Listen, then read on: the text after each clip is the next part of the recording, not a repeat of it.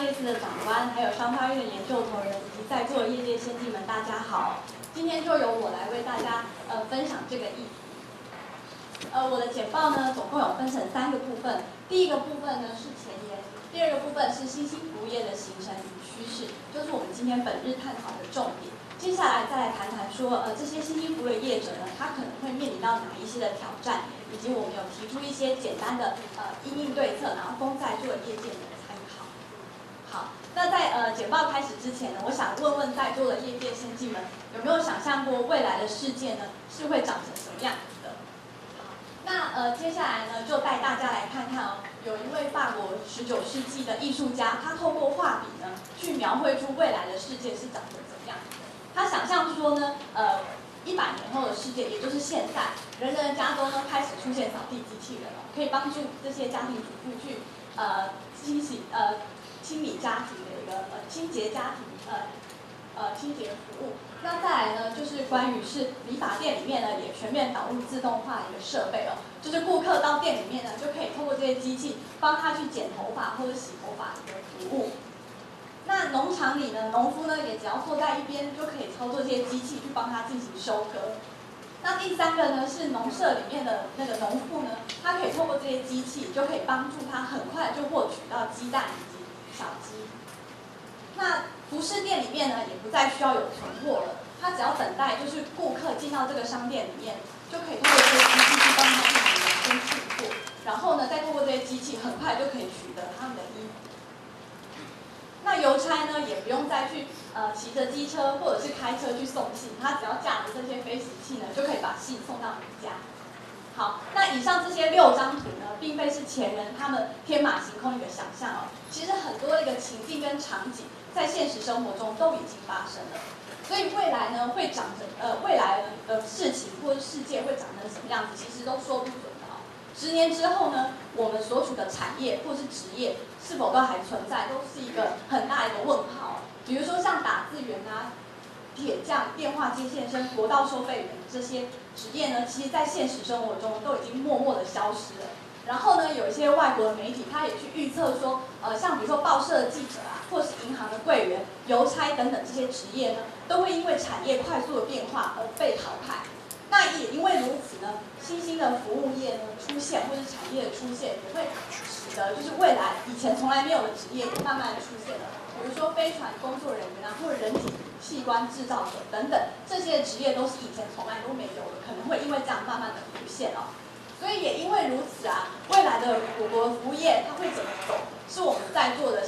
各位呢都非常好奇的一个议题哦。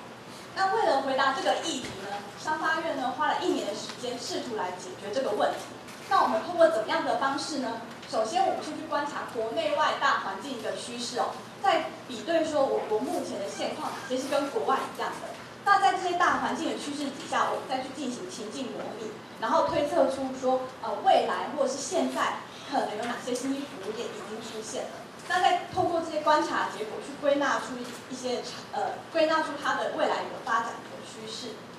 好，首先呢，就先带大家来看一下第一个大环境趋势哦。高龄少子化这个议题，相信大家都不陌生哦。根据国发会的一个推估的一个结果呢，台湾呢在2060年的时候呢，65岁以上的高龄人口呢就会超过40%，那14岁以下的幼年人口呢就会低于10%。那换言之呢，就是每10个人里面呢就有超过4个是老年人口，那不到1位是小孩。所以说，高龄少子化这个问题其实会非常严重影响未来一个产业的发展哦。那在这个未来劳动人口面临短缺的一个情境之下呢，服务业呢会开始出现一些精简或替代性人力的服务模式出现。以这个在台北其实很常看到一个快取保这个例子。那另一方面呢，银发族群也会慢慢的也会快速的一些增加。所以呢，近期呢，全家便利商店与大树药局呢开始进行异业合作的一个现象，把药局呢引进到这个超商门市里面。那第2个大环境趋势呢，则是追求资源的永续哦。根据一个国际机构的一个观察结果呢，不论是能源的耗竭，或者是温室气体排放过多导致臭氧层破坏，然后气候异常，或者是人类制造过多的垃圾。使得就是我们生态环境严重的一些破坏。这些种种的问题呢，都迫使现在的人类呢，不得不去重视这个议题哦。那在这个趋势之下呢，政府呢就会越来越注重这些环境保护，使得帮助企业节能减碳的一些能源技术服务业呢，越来越被企业所需要。那另外一方面呢，也会开始出现共享啊、以租代买等提高资源使用或减少浪费的商业模式形成哦。在此呢，就举了3个例子来跟大家分享。第一个例子呢，是关于荷兰一间邦德新创企业的例子哦。他找来德国精品的家电业者呢，推出洗衣解决方案。它这个方案呢，就是提供消费者只租不卖的洗衣机。它透过呢智慧插座呢，去侦测、去衡量说，1个月内消费者使用多少次的一个洗衣机，然后洗衣机的次数，然后再去收取一定量的一个月费哦。那第二个例子呢，则是德国无包装超市的一个例子。在这间超市里面呢，其实所有的产品它都属于最原始的状态。那消费者在购买这些产品之前，都要先携带自己的器皿去购买。那它的好处在于说，产品不会有过度包装的一个问题。然后呢，也可以消费者可以非常客制化的去购买他所需要的数量。那第3个例子呢，则是荷兰 Insta 这间鱼食餐厅的一个例子哦。它呢是去搜购一些就是量贩店啊或者超市，他们每天可能因为这些产品它可能卖相不佳，然后没办法顺利销售出去的产品，那把它买进来之后呢，经过他们的大厨料理之后呢，再把它重新的贩卖给其他的消费者。那第3个呢，生活形态的改变呢，它显示出快速都市化的结果呢，使得中产阶级人口增加，然后这些人呢购买力大幅的一些提升，然后呢各种基础建设啊以及现代化设备日益的普及，所以会影响消费者未来一些购买行为，或者是他的生活形态哦。那麦肯锡呢，他在2015年的时候呢，针对消费部门呢，他去进行深入的研究，他提出总共有5大因素呢，会影响未来消费者的一个面貌。其中他就有指出中产阶级的崛起，或者是说消费者越来越注重健康的一些议题，或者是说开始慢慢的使用这些资通讯的设备来去影响他的一些购买的行为。那这些生活形态的改变，它意味着些什么？它意味着消费者越来越重视个人化或体验服务的一个需求哦。未来的服务产业呢，会日益朝向分众化的一个服务，或是透过大数据精准行销的方式，针对不同的消费客群，然后提供不同的一个服务。那在此同时呢，也会刺激背后资讯服务业的一些发展哦。那在都市化的一个背景之下呢，就是现代人生活都非常繁忙，下班之后都不知道是7、8点或者9、10点了，所以你就慢慢的去讲求就是方便与迅速的一个购物方式，所以刺激了这些新兴服务业的出现啊。那在此呢，就举了2个例子跟大家分享。第一个例子呢是 Easy Table 这个例子，相信20几岁、30几岁的年轻朋友应该都会有使用过这个平台。它这个平台呢，就是协助我们去预定一些平常很难订得到的一些餐厅，或者是帮自己选择一个在餐厅里面我想要坐在一个靠窗的位置。它呢就是可以透过这个平台，在消费者还没进店之前，就有一个不错的消费者的体验。那第2个例子呢，则是美国一间 Fresh Direct 的例子哦。它是为了解决消费者常常去烦恼说不知道午餐或晚餐需要吃些什么的一个烦恼，它会针对不同的季节或者是节日去提供消费者不同的一个建议，说你今天晚餐可以吃些什么。那另一方面呢，有些人可能会觉得说，采买食材或者处理食材的过程非常的麻烦，那它也会帮你配送半成品的生鲜食材，让烹饪这件事情呢变得比较简单。那第4个大环境趋势呢，则是全球化的一个趋势。那我们不难发现呢，自1980年代以来，全球服务贸易的增长速度呢，其实已经高过商品贸易的速度。那经济竞争的一个重点也从商品贸易转为服务贸易了。那由这个下方的图表可以看到，自2010年到2014年这段期间呢，全球主要的一个经济体呢，它的服务贸易总额是逐年提高的。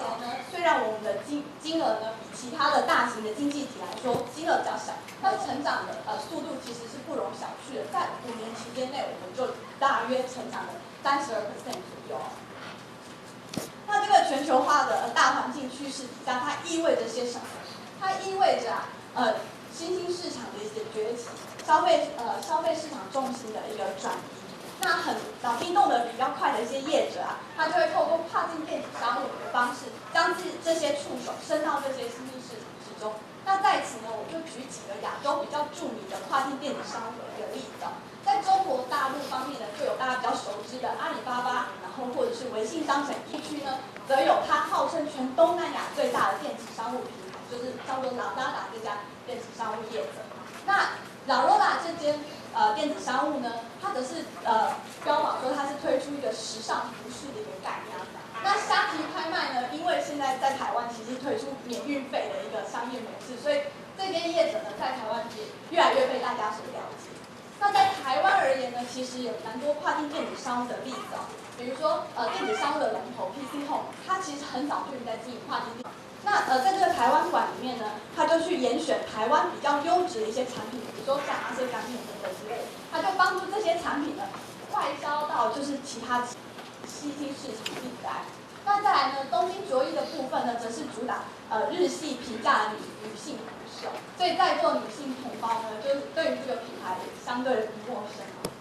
好，那第5个趋势呢，则是科技化的一个大环境趋势。那这个大环境趋势底下，其实它的产物非常的多有包括物联网、智慧型机器、3D 列印，还有云端用户端运算等等。还有现在因为精灵宝可梦的关系，其实消费者或多或少都开始接触 AR 或 VR 这些装置。那其实这些已经不稀奇了，也开始出现 AR 加 VR 变成是混合实际的这些科技就慢慢都会出现。那这些科技化的大环境的趋势之下，它意味着是什么？它意味着说，未来物联网时代呢会全面的来临所有的产业都会跟物联网相加。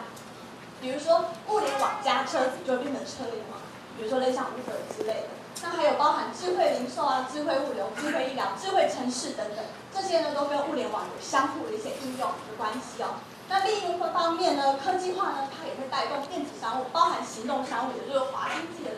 这样子的模式呢快速的扩张。这里有包含 DHL 的无人机运送，也刚刚呼应了刚刚我所说的19世纪法国艺术家他的想象，其实根本不需要用人来送货根本是我们现在都是用机器人来帮我们送货。那第2个呢，则是美国披萨哈这家餐饮业者的例子它在这店面里面呢，已经导入了 Paper 的机器人，帮消费者呢点餐以及代位的一个服务那在这个The North Face 这间服饰业者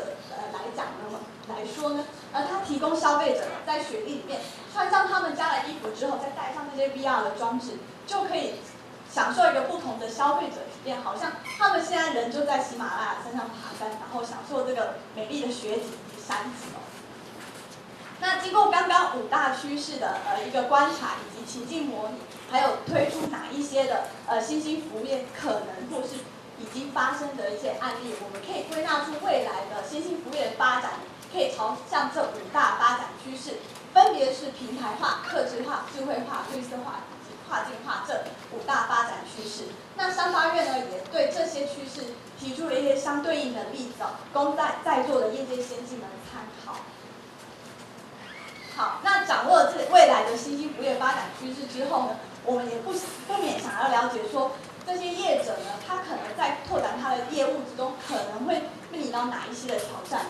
那我们也整理出来了主要可分成3大面向的一个挑战，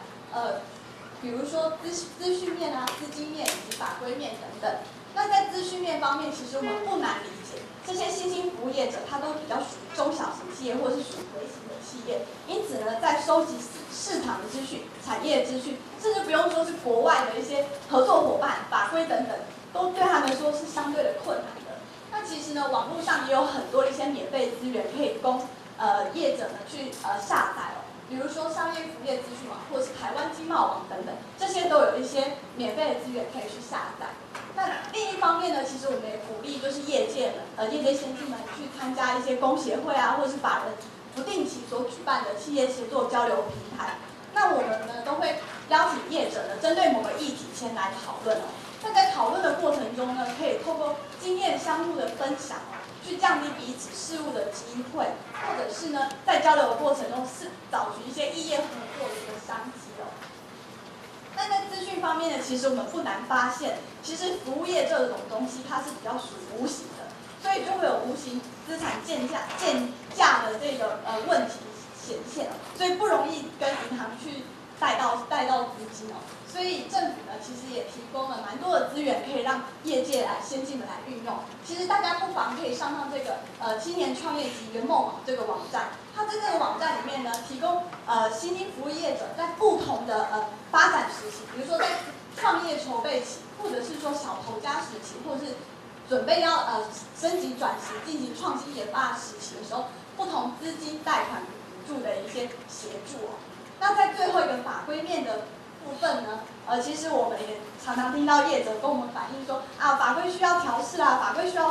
松绑啊，或者是也会说，政府好像不够了解我们，然后就是一些心声这样。那其实我们在此呢，也是鼓励业者持续与政府进行沟通，其实政府也慢慢的在做一些事情，其实大家都可以去看得到的。那另一方面呢，其实我们也建议业者说，可以学习国外的一些经验哦。比如说，自己人总是比较了解自己人，可以透过组织啊或工会的方式，同业之间彼此提出一个自律公约，将这个自律公约提交给政府之后呢，政府去进行审视后，可以建议他可以朝这个方向去立法哦。以上呢就是我比较简短的对这个议题进行一些分享。那在我简报结束之前呢，我有几句话想要跟各位业界先进们一起来勉励的。由于世界已经是平等，全球产业呢都已经在进行革命了。生活在这个巨变时代的我们套一句有点老套的一句话，现代管理学之父彼得·杜拉克所说的，不创新即灭亡，还作为我这一次简报的一个总结哦。那我的分享就到此结束，谢谢。